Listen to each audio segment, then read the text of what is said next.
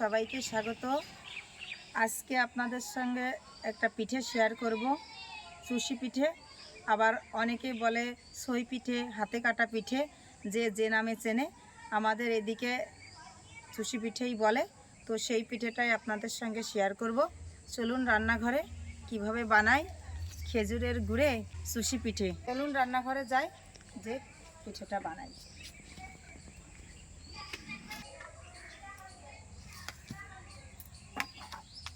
পিঠে বানানোর জন্য সব কিছু গুছিয়ে রেডি করে নিয়ে আসছি।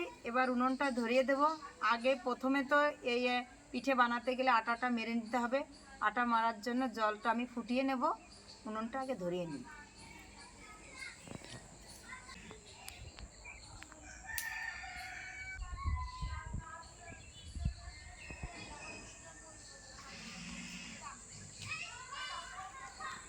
দেখুন আমার উনুনটা কি সুন্দর ধরে গেছে।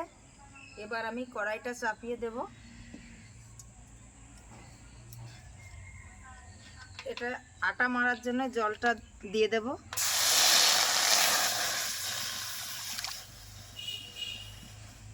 বেশি জল দেব না, এটা অল্প একটু জল ফুটিয়ে আটা মারলেই অনেকটা হয়ে যাবে। এই আটা মারার মধ্যে আমি সামান্য পরিমাণে একটু লবণ দিয়ে দেব।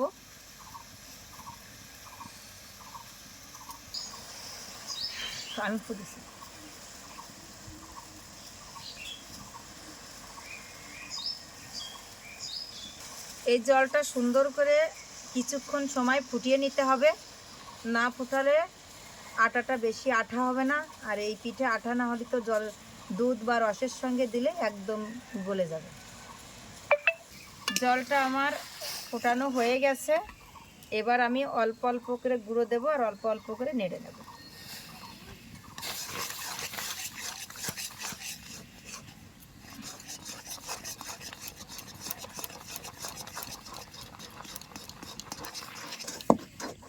একটু জল থাকতে গুঁড়ো দেওয়া বন্ধ করতে হবে, কারণ এই গুঁড়োটা একটু রস থাকলে সিদ্ধ হলে সেই আটাটা বেশি আঠা হয়। আর যদি আলতোভাবে সিদ্ধ কিন্তু ভালো হবে না। দেখুন কি সুন্দর আঠা হয়ে গেছে। দেখুন কি সুন্দর আটাটা আঠা মতো হয়ে গেছে। এরকমই হবে।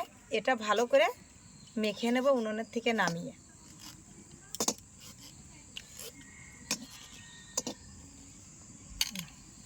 দেখুন কি সুন্দর খেজুরের গুড়ের পাটালি।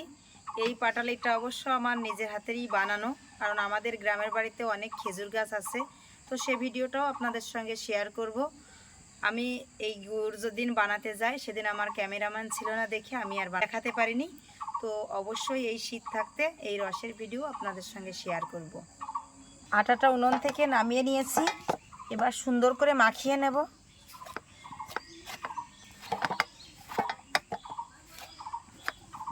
হাত ভিজিয়ে নিতে হবে, তাহলে হাতে আর অতটা গরম লাগবে না। আটাটা যত সুন্দর মাখা হবে এই পিঠেটা কাটতেও তত ভালো হবে।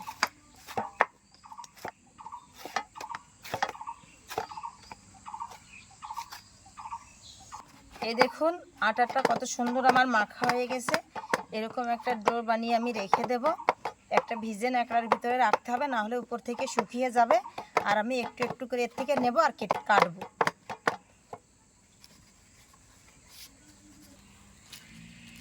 দেখুন কত সুন্দর বানিয়ে নিয়েছি। এবার কেটে নেব। এই দেখুন আমি ন্যাকড়াটা ভিজিয়ে নিয়ে এসেছি। না ভিজিয়ে এই ন্যাকড়ার ভিতরে রাখলে উপরের আটাটা শক্ত হয়ে যাবে, কাটতে অনেক অসুবিধা হবে। এই জন্য আমি একটু নিয়ে নিচ্ছি কাটার জন্য। লেচিটা পাকিয়ে নেব প্রথমে, আর এই আটাটা এই কাপড়ের মধ্যে এরকম মুড়ে রাখবো।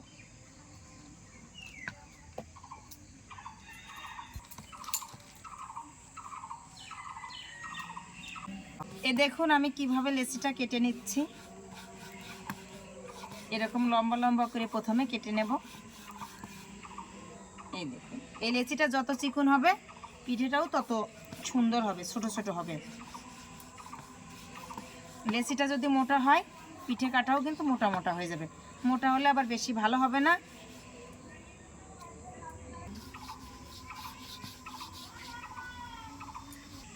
এই দেখুন চিকুন চিকুন ছড়া পাকিয়ে নিয়েছিলাম। ছড়া পাকিয়ে এইভাবে কেটে নেব।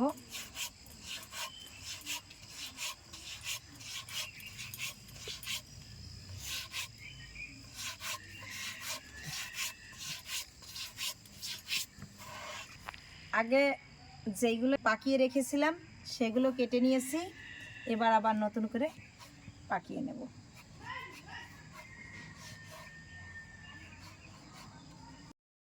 দেখুন এই পড়ন্ত বিকালে এই চুষি পিঠে আর শীত, যে কড়া শীত পড়ছে, পিঠেটা খেতে তো খুবই মজা লাগবে। সবাই অধীর অপেক্ষায় বসে আছে। এই পিঠেটা কাটতে একটু সময় লাগছে, আর আমিও অতটা পারদর্শী না, তবুও দেখুন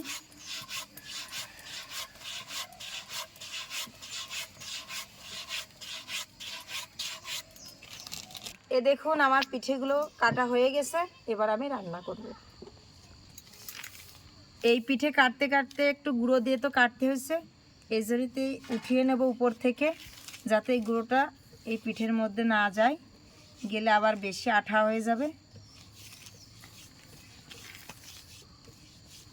আমি উপর থেকে এরকম করে সেলে উঠিয়ে নেব।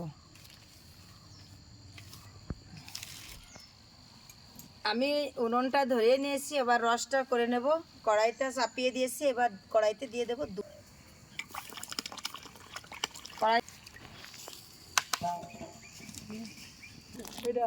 দেখুন দুধটা আমার ফুটে গেছে, এবার আমি পাটালিটা দিয়ে দেব। পাটালিটা দিয়ে দেবো রসের মধ্যে।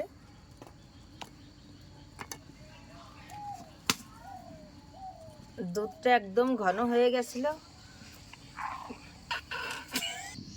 দেখুন দুধ আর পাটালি দিয়ে কি সুন্দর ফুটছে। এইটার সঙ্গে কি সুন্দর ফ্লেভার, মনে হচ্ছে কাঁচা রস জাল দিচ্ছি। খুব সুন্দর একটা ফ্লেভার আসছে।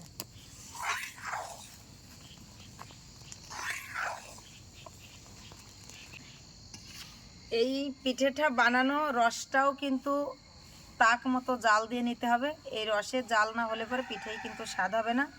এই দেখুন কি সুন্দর ঝরঝরা হাতে কাটা চুষি পিঠে। এবার আমি রসের মধ্যে দিয়ে দেব। এক জায়গা করে দিলে হবে না, এরকম ছড়িয়ে দিতে হবে।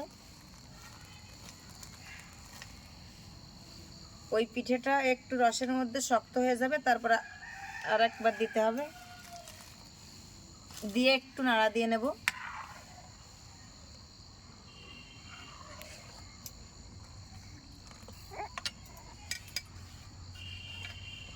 এবার বাদ বাকি পিঠাগুলো একবারে দিয়ে দেব।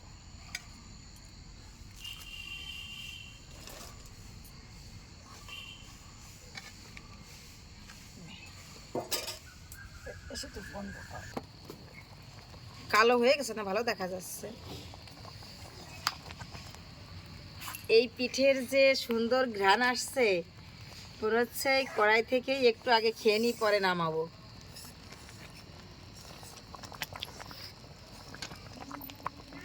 আর যে কড়া শীত পড়ছে, কড়া শীত ছাড়া আসলে পিঠে ভালো লাগে না। এই কড়া শীতেই পিঠেটা অনেক সুন্দর লাগে। আমার পিঠেটা হয়ে গেছে। এরকম যদি ঢেলে দিই, উপর থেকে সব দুধ আর রসটা পড়ে যাবে, নিচেই পিঠেটা থেকে যাবে। এই জন্য আমি কড়াইটা নামিয়ে চামচ দিয়ে কেটে তুলব।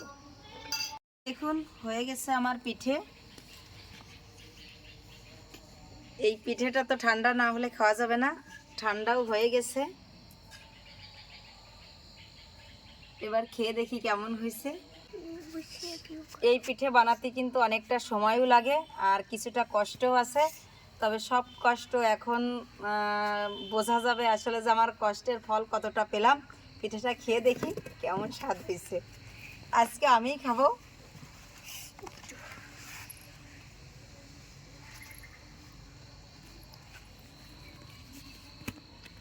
একবার খেলে বোঝা যাবে না, আমি খেয়ে দেখি।